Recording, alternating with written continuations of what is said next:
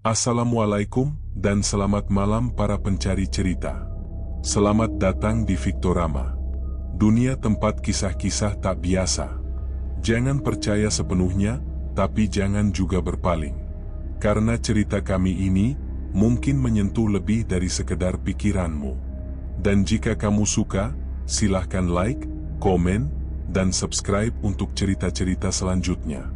Mari langsung saja kita mulai ceritanya. Di sebuah daerah terpencil di pedalaman Jawa Timur, tersembunyi sebuah desa yang tidak tercantum dalam peta. Desa itu dikenal oleh penduduk sekitar sebagai tempat yang sakral, di mana keheningan malam terasa lebih berat dari biasanya dan udara dipenuhi aroma dupa yang menyengat. Para sesepuh desa percaya bahwa desa tersebut dilindungi oleh makhluk halus penunggu hutan, dan segala aktivitas manusia diatur oleh aturan adat yang tidak boleh dilanggar. Tidak sembarang orang bisa tinggal lama di sana tanpa mendapat izin dari tetua adat. Suatu hari, 6 mahasiswa dari sebuah universitas negeri mendapat tugas untuk melaksanakan kuliah kerja nyata di desa tersebut. Mereka adalah orang-orang terpilih yang dianggap cukup berani untuk hidup sebulan penuh di tengah keterbatasan dan adat istiadat yang ketat. Sesampainya di desa, mereka disambut dingin oleh para warga yang seolah menyimpan sesuatu. Tidak ada sambutan meriah, hanya tatapan penuh tanda tanya dan peringatan halus agar mereka menjaga sikap selama tinggal di sana. Desa itu tampak tenang di siang hari. Pepohonan rindang mengelilingi rumah-rumah kayu yang sudah berusia puluhan tahun. Aktivitas masyarakat berjalan lambat, seperti waktu yang berhenti. Namun menjelang malam, suasana berubah drastis. Lampu-lampu minyak mulai dinyalakan sejak senja, dan suara alam seperti jangkrik serta burung malam seolah menghilang. Mahasiswa-mahasiswa itu mulai merasa ada yang tidak biasa, namun belum ada dari mereka yang menyadari bahaya yang mengintai.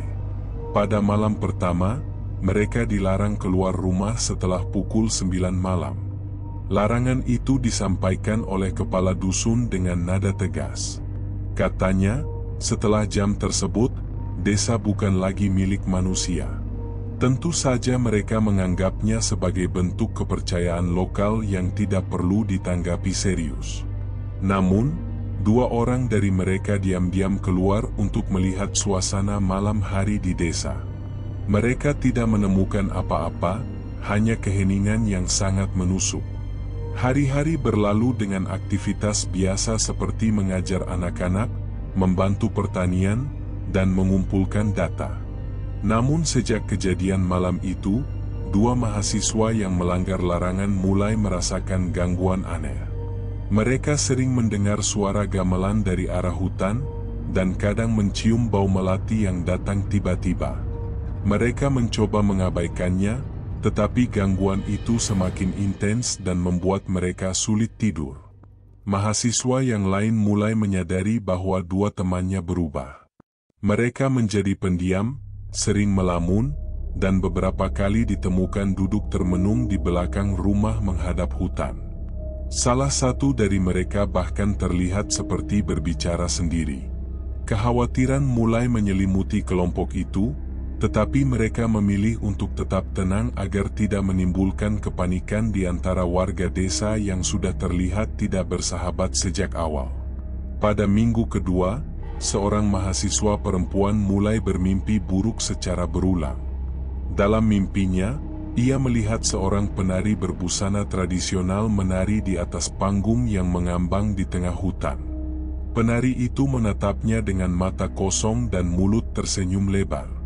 Ketika ia terbangun, kakinya dipenuhi lumpur, seolah baru saja berjalan di hutan yang basah. Mimpi itu terjadi selama 3 malam berturut-turut, membuatnya jatuh sakit dan tubuhnya mulai melemah. Seorang tetua desa akhirnya mendatangi mereka dan memohon agar mereka menghentikan semua aktivitas luar rumah di malam hari. Ia berkata bahwa seseorang dari mereka telah melihat sesuatu yang seharusnya tidak dilihat. Namun sang tetua enggan menjelaskan lebih jauh. Mahasiswa-mahasiswa itu mulai merasakan adanya ketegangan yang tidak mereka pahami. Mereka mulai curiga bahwa desa ini menyimpan rahasia yang lebih gelap dari sekadar aturan adat. Keesokan harinya, salah satu mahasiswa yang sebelumnya sering melamun ditemukan pingsan di pinggir hutan. Tubuhnya dingin, napasnya lemah, dan matanya kosong seperti kehilangan roh. Mereka membawanya ke balai desa, tetapi tidak ada dukun atau tabib yang sanggup menyembuhkannya. Para warga hanya diam menatap, sementara beberapa perempuan desa terlihat menangis diam-diam. Sejak saat itu, suasana desa menjadi semakin mencekam. Malam itu, suara gamelan terdengar lebih keras dari biasanya. Bukan hanya 2 mahasiswa yang mendengarnya, tetapi seluruh kelompok kini bisa mendengar suara irama tradisional yang mengalun dari arah hutan. Mereka tidak tahu dari mana asal suara itu, karena tidak ada panggung, tidak ada acara. Tetapi suara itu nyata, mengundang, dan penuh energi mistis yang membuat bulu kuduk mereka berdiri. Rasa penasaran yang bercampur takut membuat salah satu mahasiswa laki-laki memutuskan untuk mengikuti suara tersebut. Ia diam-diam keluar rumah dan berjalan ke arah hutan. Malam itu bulan purnama bersinar terang, menerangi jalan setapak yang perlahan berubah menjadi tanah berlumpur. Ia merasa seperti dituntun, bukan berjalan atas kehendak sendiri. Setelah beberapa menit berjalan, ia tiba di sebuah tanah lapang yang dikelilingi pepohonan. Di tengah tanah lapang itu, ia melihat sosok penari. Perempuan itu memakai kebaya hijau dan kain batik panjang. Rambutnya digelung rapi, tetapi wajahnya tidak bisa dilihat dengan jelas. Ia menari dalam diam, diiringi suara gamelan yang seolah datang dari segala arah. Langkah-langkahnya anggun, tetapi suasananya mencekam. Tanpa bisa menahan diri, mahasiswa itu berlutut dan menangis. Entah karena takut, atau karena merasa berada di tempat yang bukan untuk manusia. Keesokan harinya, mahasiswa itu tidak kembali. Teman-temannya panik dan mencari ke seluruh penjuru desa. Mereka hanya menemukan kain batik basah dan jejak kaki yang mengarah ke tengah hutan, kemudian menghilang. Warga desa menolak membantu pencarian dan hanya berkata bahwa ia telah dipanggil. Tidak ada penjelasan lebih lanjut, hanya doa dan sesajen yang mereka letakkan di pintu rumah tempat mahasiswa itu menginap. Kondisi kelompok semakin memburuk. Mahasiswa yang sakit mulai berbicara dalam bahasa Jawa kuno, dan tangannya bergerak seperti menari meskipun tubuhnya lemah. Satu mahasiswa lagi mulai menunjukkan tanda-tanda gangguan jiwa, menjerit di malam hari dan menggambar pola aneh di dinding rumah. Ketakutan berubah menjadi keputusasaan. Mereka mulai mengirim pesan kepada dosen pembimbing agar segera dijemput, tetapi sinyal telepon menghilang total.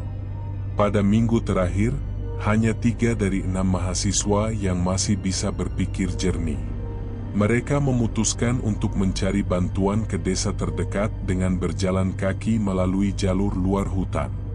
Namun sepanjang perjalanan, mereka terus merasa diawasi. Bayangan penari muncul di balik pohon, dan suara gamelan terdengar mengikuti langkah mereka. Mereka akhirnya diselamatkan oleh penduduk desa tetangga, yang langsung menghubungi pihak universitas. Setelah kembali ke kota, hanya 2 dari mereka yang bersedia menceritakan apa yang terjadi.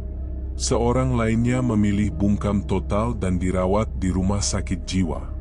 Pihak kampus memutuskan untuk tidak lagi mengirim mahasiswa ke desa tersebut, dan keberadaan desa penari kembali menghilang dari pembicaraan publik.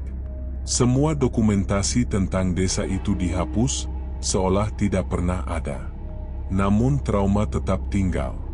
Beberapa tahun kemudian, seorang peneliti mencoba mencari tahu keberadaan desa penari.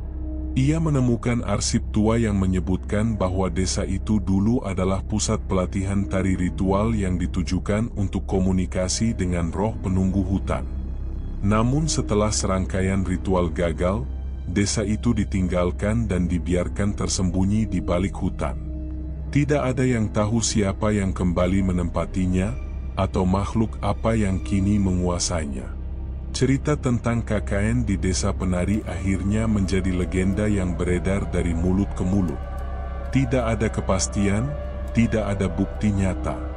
Hanya kisah-kisah samar yang terus menghidupkan bayangan penari yang menari di malam bulan purnama, dengan mata kosong dan senyum abadi. Mereka yang pernah melihatnya, konon, tidak akan pernah bisa melupakannya. Dan hingga kini, jika kau berjalan terlalu jauh ke dalam hutan di malam hari, dan mencium bau melati yang menyengat di udara, jangan menoleh ke belakang. Sebab mungkin, kau sedang diikuti oleh penari dari desa yang telah lama menghilang dari peta dunia.